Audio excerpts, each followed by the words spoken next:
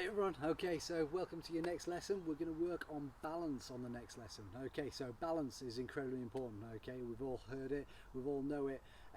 Balance is so important for us runners because we're spending most of the time one foot and then onto the other, flying through the air. So literally we are spending 100% of the time on one side and then 100% on the other side. So if we don't have any balance and control, especially through the lower legs, but also connecting up into the upper body as well, and how we're holding ourselves, we're going to be losing so much power. So simply put, if we wobble slightly to the side, some of that power which we're trying to generate to go forwards is going to be lost in that sideways motion. So the better we can be at balance, the more efficient we are at running, and it is as simple as that. So balance work is massively important and is a hugely important part of getting that brain connected to the body, what we call sort of proprioceptive skills. So the ability to know where the body is in time and space and what's it doing, and that makes a difference on the trails because we're twisting, we're turning, we're ducking under trees, we might be climbing up some rocks,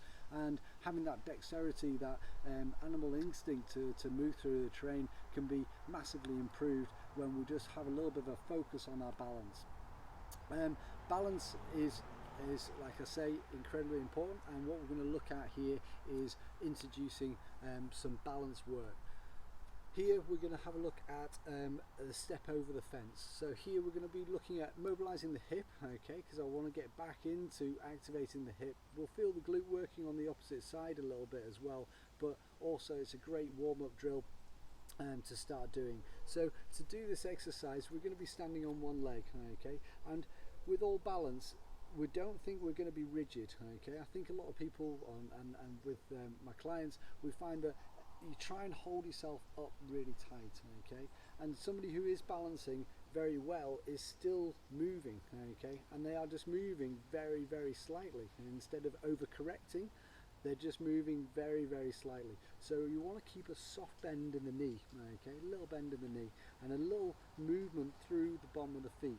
Now this is the point where taking off your shoes or wearing minimal shoes can be really helpful. Getting onto a hard surface can make it a little bit easier as well, but it's not necessary, and we can start to increase the wobbleness of the surface underneath you to work on your balance. So to start off with, find a nice smooth hard surface to do this exercise on.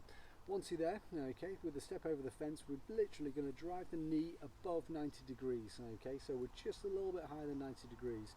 Then we're going to turn it out to the side, and then we're going to place it down on the ground. We're just going to touch, and then we're going to come up, and we're going to go back, and we're going to replace back down onto the ground. We're going to do 10 reps of those again, okay, surprisingly enough. 10 reps, okay, is a great number. So again, here we come up, we turn the leg right out to the side, and we keep squeezing the glute until the leg is at that lovely junction point there, okay, and then up and twist and then back down again, okay. Don't rush this movement, okay, there's no point just swinging the leg around, okay. We want to make it nice and smooth and really focus on your balance. If you find you're wobbling around a little bit, that's okay, just slow it down, take your time, move the leg out to the side, come back, and then up, turn, and then back down, okay. 10 reps on both sides on that one. So that's a little warm up, great for the hip mobility, okay, so we're really good on that, activating the glutes, but again working that proprioceptive where your body is in time and space, and that has a massive impact onto when we're getting out into the trails. So simple stuff, but makes a huge difference when we really start to focus on it. Slow everything down, try not to rush through the repetitions, and make it count, okay. Second part, or the second exercise I want you to do is an RDL. On here, this is more of a balancing exercise which is activating the hamstrings, okay. And what we're going to do is we're going to stand on one leg, and we need to do a hip hinge, which means basically we're pushing the hips backwards, okay. So don't think about just going straight forwards, okay. We're just going to push the hips backwards, the back leg is there, we're going to bow forward, keeping the head and chin up, feeling that strain through the hamstrings, and then we're going to come up and we're going to squeeze the glute at the top. Now if you're struggling with this exercise, it's absolutely fine to begin with just to put your back foot down on the ground as a training assistance, okay. So all the weight's on the front leg, but my back leg is just there, okay? And I do exactly the same. I push my hips backwards, I feel the strain, keep the back straight, and then I'm up and I squeeze the glute right at the top. That's the most important thing.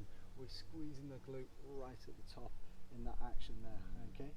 Now once you've got that to grips with, and we're working through that full range of motion, going down nice and low, and you'll feel that stretch, that pull on the hamstring, and I'm pushing the hips forwards by squeezing the glutes. So hips go back, and then hips come forward into that, okay, keeping the back straight. Best way to do that is look up. So pick something out in front of you, a distance, the horizon, pick a point there and keep your eyes focused at that point.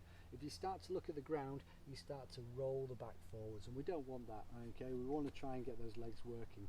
Once you become confident, then we can lift that back leg off the ground, and we're just doing exactly the same thing. We're going down and then back up. And as you can see, my foot is working hard there just to rebalance myself all the time. It's working from left to right, working that balance. So don't be afraid for that little bit of emotion. Sometimes you overcorrect and you put the foot down on the floor. Just put yourself back into a central line and then go for another rep. A very powerful exercise, and we'll be using it often and starting to increase the intensity of that one. So it's really a fundamental exercise that we all need to be starting to learn and practice.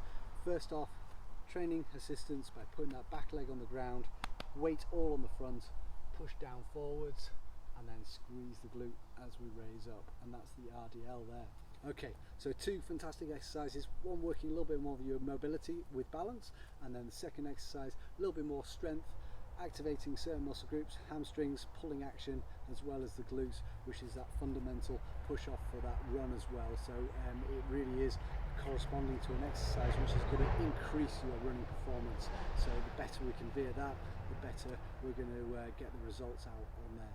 So again, let me know how you got on.